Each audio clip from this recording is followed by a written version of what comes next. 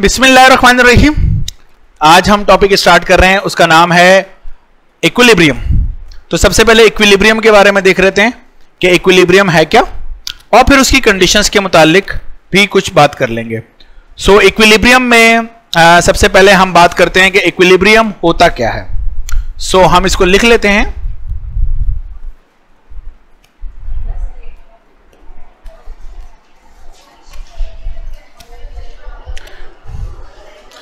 Equilibrium के बारे में हम ऐसे कहते हैं कि बॉडी मस्ट नॉट एक्सिलरेट। ये मेरी अपनी जाती इजाद है। जरा फिलहाल मैं ये कहना चाह रहा हूं कि बॉडी किसी भी सूरत में एक्सिलरेट नहीं करनी चाहिए अगर वो किस में रहना चाहती है, इक्विलिब्रियम में। नाउ हम चैप्टर नंबर 4 कंप्लीट करके आए हैं। सो वी नो के there are two types of acceleration, linear acceleration and angular acceleration. So मेरा यहां पर एक्सेलरेशन से दोनों ही मतलब है। तो body must not linearly accelerate and body must not angularly accelerate. Okay, तो ना उसको एंगुलरली एक्सेलरेट करना चाहिए और ना उसको लीनियरली करना चाहिए। सो इसका मतलब ये हुआ, हम ये कहते हैं कि if a body is at rest और moving with uniform velocity, then it is in equilibrium. अब जब हम ये लफ्ज इस्तेमाल कर रहे हैं कि बॉडी या तो रेस्ट में रहे या अगर मूव कर रही है तो किससे मूव करे, यूनिफॉर्म वेलोसिटी से, तो वो किस में होगी, इक्विलिब्रियम में। तो यहां से इक्विलिब्रियम की दो स्टेट्स हमारे पास आ जाती हैं, ठीक है, या दो टाइप्स हमारे पास आ जाती हैं। तो वो जो टाइप्स हैं उनमें सबसे पहले हमारे पास कहलाती है यस स्टैटिक इक्विलिब्रियम। तो स्टैटिक इक्विलिब्रियम का मतलब हमारे पास ये है कि जो यस एग्जैक्टली कि body is in rest. Okay, body किस में होनी चाहिए, रेस्ट में होनी चाहिए। अच्छा, अभी तो मेरा ख्याल है फर्स्ट ईयर में तो ये बात बिल्कुल ठीक है और नॉर्मल सी है, लेकिन जब हम मूव कर जाएंगे सेकेंड ईयर फिजिक्स में, जब आप लोग चले जाएंगे सेकेंड ईयर फिजिक्स में, तो वहां पर एक लफ्ज बहुत ज्यादा इस्तेमाल होता है और वो होता है फ्रेम ऑफ रेफरेंस।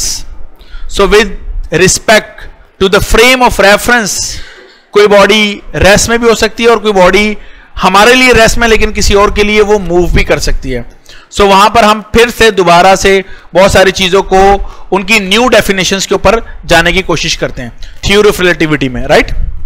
अच्छा, ये तो गया स्टैटिक इक्विलिब्रियम। दूसरा हमारे पास है जिसे हम कहते हैं dynamic equilibrium. Dynamic equilibrium. So what is dynamic equilibrium? हम कह रहे हैं, वेरी गुड, कि body move with uniform velocity. तो क्या मुझे ऐसा कहना चाहिए कि अगर कोई बॉडी रुकी हुई है तो उसके लिए हम स्टैटिक इक्विलिब्रियम, और अगर कोई बॉडी मूव कर रही है तो हम उसके लिए डायनामिक इक्विलिब्रियम का लफ्ज इस्तेमाल करते हैं, सही है। सो मुझे आप ये बताइएगा, ये मार्कर, इस मार्कर को मैंने छोड़ा और ये मूव करता हुआ नीचे आ रहा है। So which kind of equilibrium, which dynamic equilibrium है ना, क्योंकि जब मैंने इसको यूं छोड़ा तो ये नीचे आ रहा है यूनिफॉर्म वेलोसिटी से। यानी जब भी किसी चीज को छोड़ते हैं वो फ्री फॉल करता है, तो चैंपियंस जीनियस लोग वो यूनिफॉर्म वेलोसिटी से मूव करता है। मेरा ख्याल है आप शायद यही समझाना चाह रहे हैं मुझे। अगर मैं एक मार्कर को छोड़ रहा हूं तो ये कौन सी मोशन है, this is a free fall. तो फ्री फॉल में बॉडी किससे मूव करती है, ग्रेविटेशनल एक्सेलरेशन। जी, तो तुम लोगों ने कैसे कह दिया कि ये क्या है, डायनामिक इक्विलिब्रियम है? This is not an equilibrium. तो अगर कोई बॉडी फ्री फॉल में है तो वो इक्विलिब्रियम में नहीं है। क्या ये बात समझ में आ रही है? प्लीज अच्छी तरीके से इसको याद रखिएगा, या ना अगली दफा कोई भी चलती चीज को आप इक्विलिब्रियम का नाम दे दें।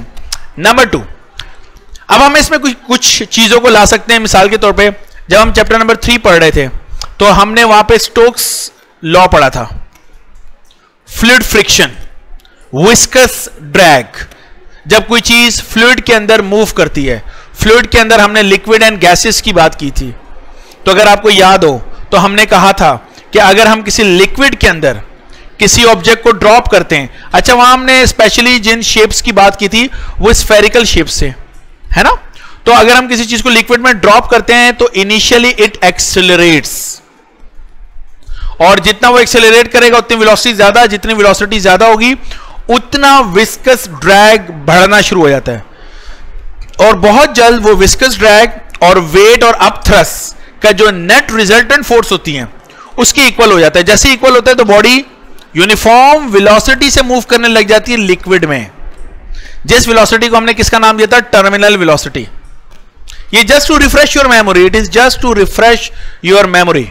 ये सारी बातें मैं आप लोगों से ऑलरेडी कर चुका हूं वहां पर चैप्टर नंबर 3 में, liquid friction, viscous drag. Okay, so जब भी किसी लिक्विड में, किसी फ्लूइड में हम किसी ऑब्जेक्ट को ड्रॉप करते हैं, इनिशियली क्या करता है, एक्सेलरेट करता है, वो इक्विलिब्रियम नहीं है।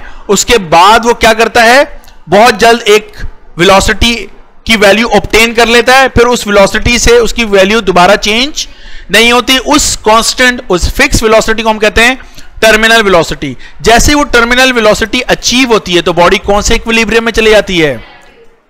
Same story goes for the paratrooper, ये स्काई डाइवर्स भी कहते हैं हम, जो जहाज से छलांग लगाते हैं। तो बिल्कुल वैसे ही जिस तरह ये मार्कर को मैंने छोड़ा, तो जैसे उसने जहाज से छलांग लगाई वो इक्विलिब्रियम में नहीं है, वो क्या कर रहा है, एक्सेलरेट कर रहा है। और यस, और बहुत जल्द क्या करता है कि वो एक सर्टेन हाइट पे जमीन से पहुंच के पैराशूट ओपन कर लेता है। तो जमीन उसको नीचे खींच रही है, दिस इज द वेट, और एयर उसके पैराशूट के ऊपर एक फोर्स लगा रही है, विच इज द रिएक्शन। और ये दोनों जैसे ही इक्वल होते हैं तो पैराट्रूपर जमीन की तरफ तो आ रहा था, लेकिन कौन सी वेलोसिटी से आ रहा है, यूनिफॉर्म वेलोसिटी से, which is called terminal velocity. Agreed, ये बात समझ में आ रही है आपको।